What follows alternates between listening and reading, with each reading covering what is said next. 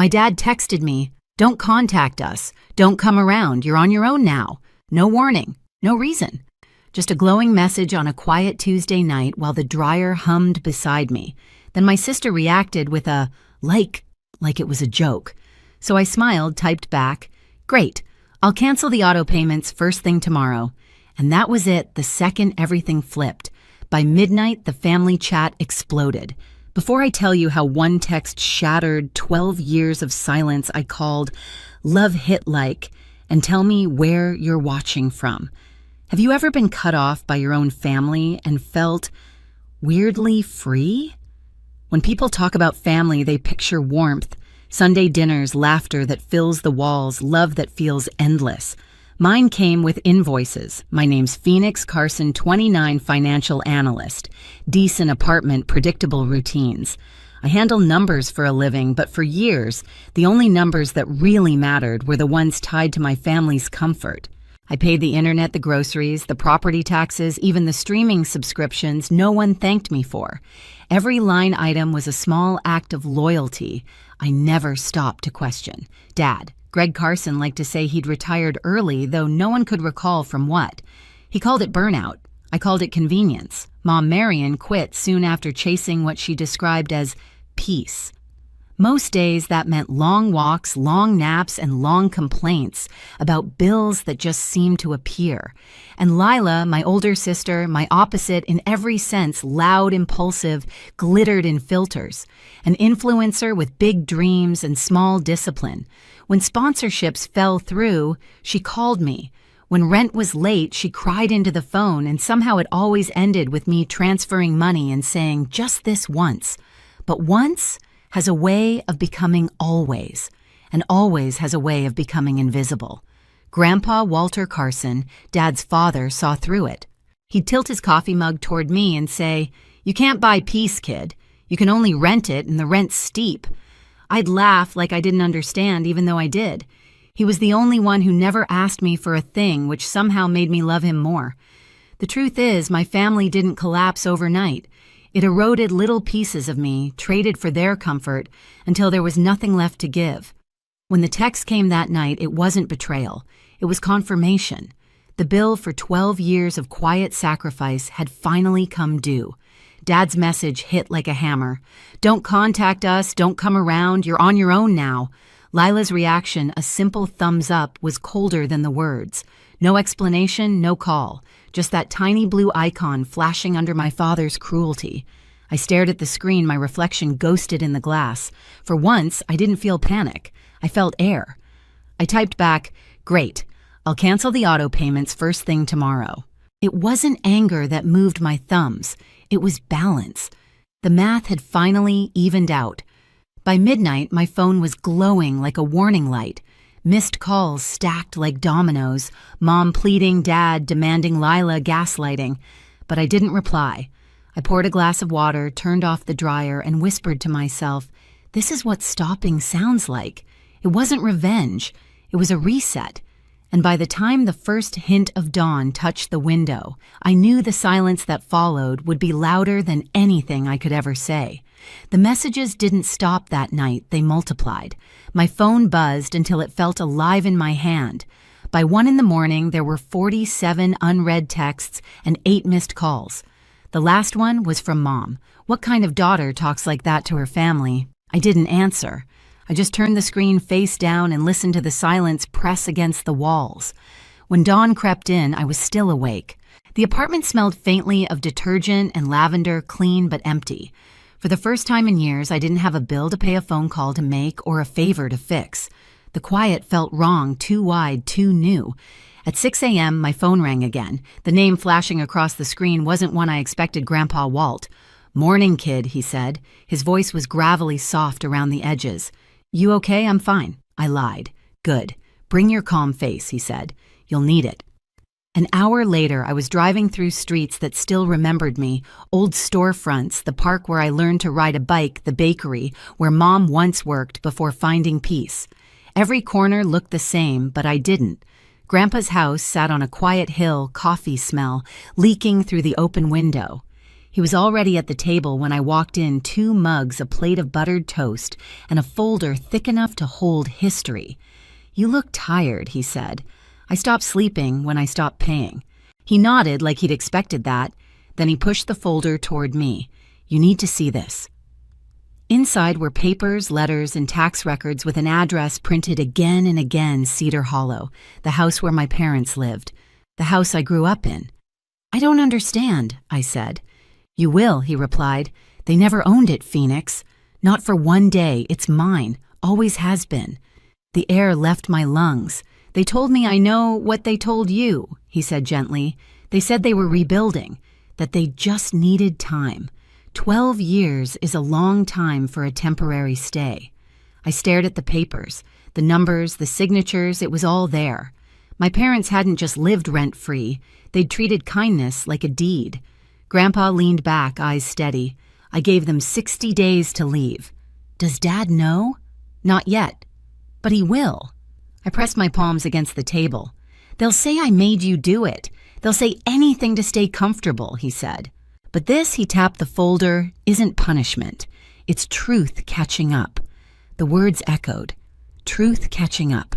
That's what it felt like, slow, steady, impossible to outrun. When I left his house, the folder stayed behind, but the weight came with me. By the time I reached my car, my phone was lighting up again. Dad's name, Mom's name, Lila's name, all stacked on top of each other. I didn't pick up. I just whispered, "Let them call," started the engine, and drove home to the sound of my own breathing. 2 days passed before the next blow landed. By then, the group chat had turned into a graveyard of half-sent apologies and guilt trips. Lila's last message was a voice note. Her tone cracked and furious. "You think cutting us off makes you better? You've ruined everything." I didn't respond. I'd learned that silence travels farther than anger ever could. That morning, Grandpa called again. "They got the letters," he said. His voice was calm, like he was announcing the weather. "And they're spinning. Your dad called me cruel. Your mom said she can't believe I do this to family." I let out a slow breath. "You knew they'd say that." He chuckled softly. "People only call it cruelty when the free ride ends." The world outside was bright, but I couldn't feel it. At work, I sat at my desk staring at spreadsheets while my phone vibrated under a pile of papers. I muted every notification. For once, I didn't need to chase balance on someone else's behalf. That night, I stopped by Grandpa's again. The house smelled like coffee and sawdust, steady grounded. He was in the kitchen sealing 3 envelopes. "They'll get these tomorrow," he said. "What are they? Certified copies of the notice. Legal follow-up. Paper doesn't flinch when people cry." He slid one across the table for me to read. It was simple, almost kind notice of termination of occupancy 60 days.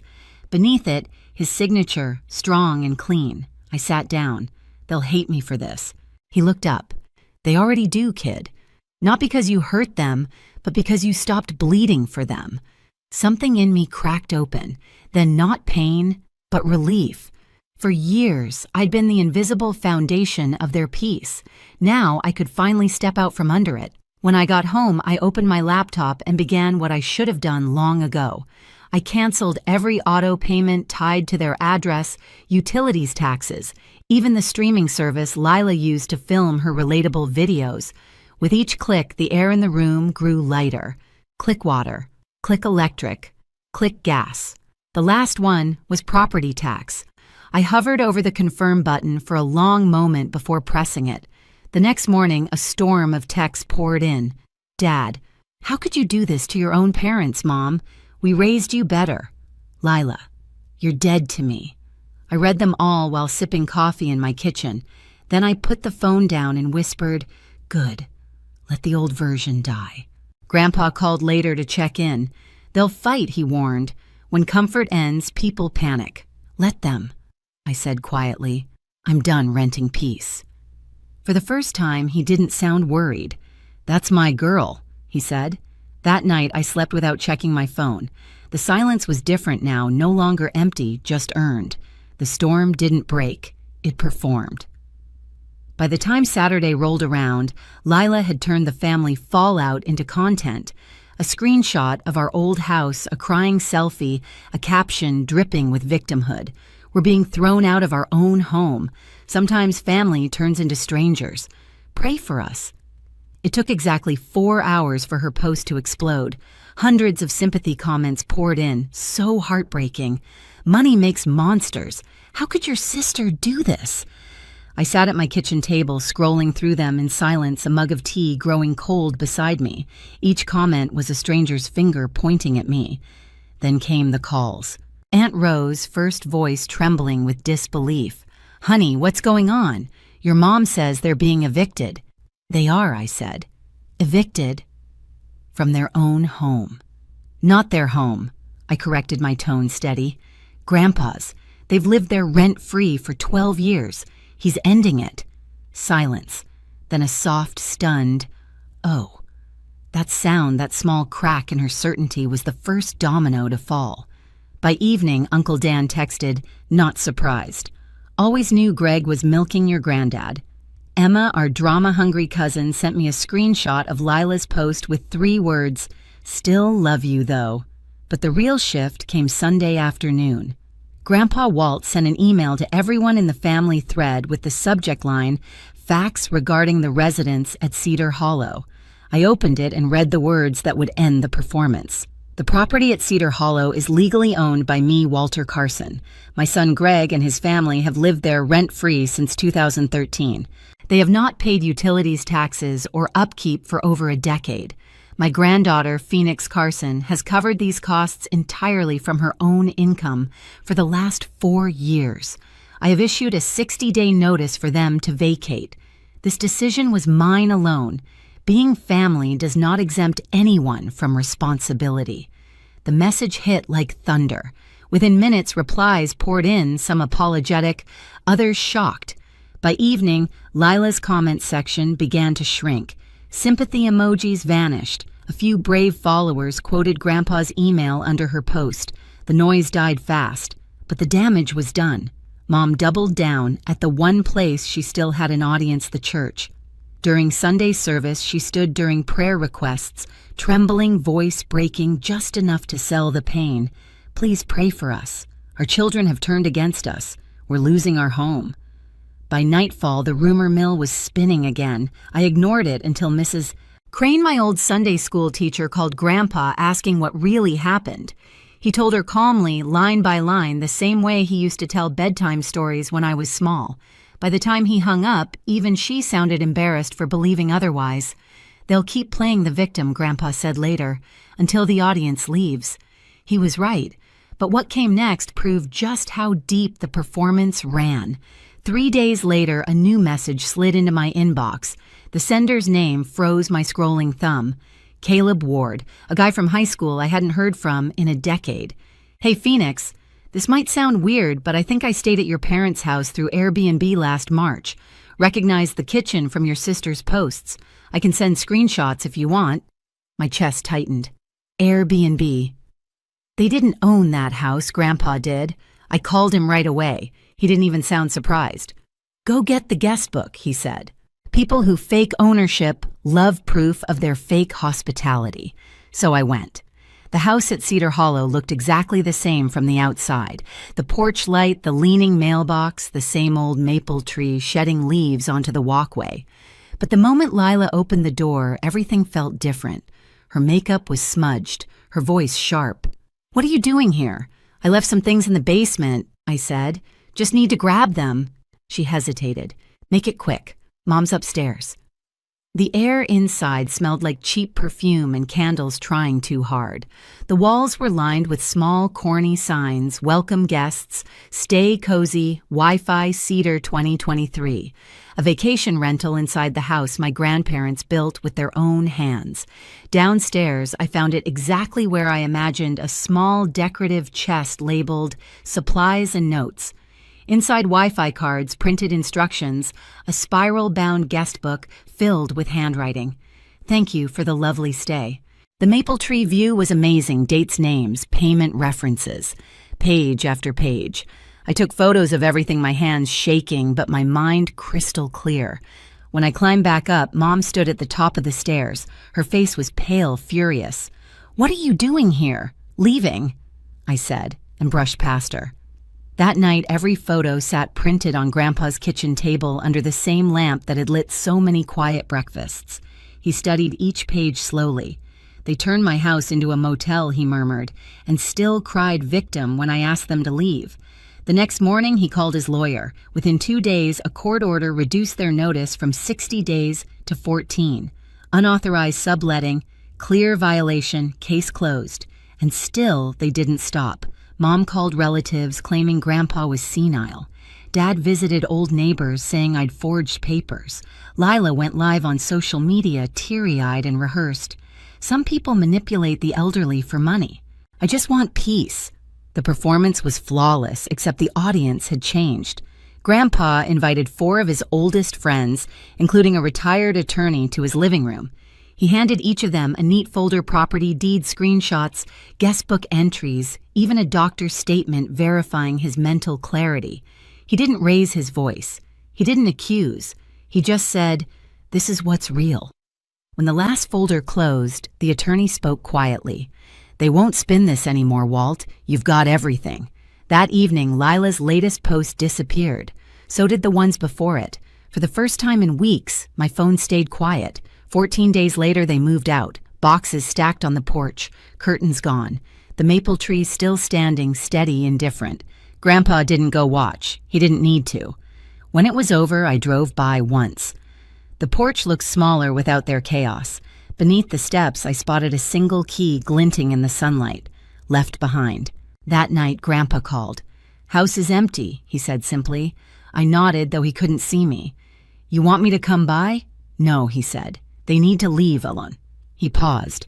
Then, with that quiet certainty only age can give, added, "You did the right thing, kid. You showed them life doesn't come with free refills." I didn't cry. I just looked out at the city lights and felt something unclench in my chest. 12 years of invisible labor. One truth. Justice had never looked so still. When the moving truck finally disappeared down the hill, the silence felt different, earned not empty. I stood by the window of my apartment, the same one that used to smell like lavender and exhaustion, and realized it finally just smelled like me. Grandpa Walt called that afternoon. "House is quiet," he said. They left a cracked flower pot and a key. "You want it?" I smiled faintly. "No, I like my life as it is." He chuckled softly. "Peace doesn't always come from who leaves. Sometimes it comes from who you let go." 2 weeks later, a plain envelope showed up in my mailbox, Dad's handwriting. Inside was a letter and a half-filled loan form with my name already typed in as co-signer. No apology, just manipulation wearing a polite mask. For a moment, I just stared at it. Then I laughed. Not bitter, not angry, just tired. I took a photo of the form, sent it to Grandpa, and said, "Guess they're still digging." He replied, "Then we'll just build higher walls." The next day, he called his lawyer. By evening, my credit was locked down, every account protected. For the first time in months, I felt completely safe. That night, I poured myself a cup of tea, stepped onto the balcony, and let the wind move through me. The war was over. All that was left was quiet. I haven't spoken to them since, and that silence has become its own kind of peace. The house at Cedar Hollow sits empty now, sunlight drifting through its windows like forgiveness. I stopped the payments, but really, I stopped paying for peace I never received. If you've ever had to protect yourself from the people who were supposed to love you, you know it's not cruelty, it's clarity. You're not alone in cutting ties to heal. Hit like, share your story in the comments, and subscribe for the next one.